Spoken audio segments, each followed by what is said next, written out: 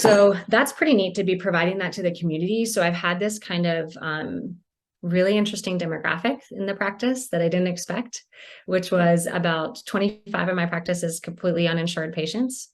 And One of your practices completely uninsured.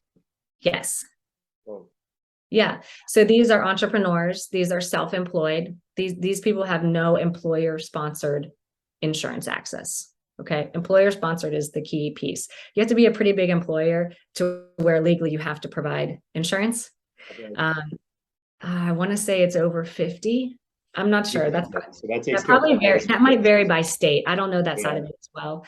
Okay. But when you're a small business, which most of America is like a lot of small Sitting businesses, inside one right now. they don't have to, they're not mandated by anybody to provide health insurance. And quite frankly, what I've learned is that, it's number two on the budget sheet is healthcare costs for companies of any size, basically. And so it's very expensive, and small businesses can't afford, even if they want to, they can't afford to provide it for their employees. So then these people are left to either purchase on the marketplace if they can afford that. And a lot of people who are in these jobs cannot afford that.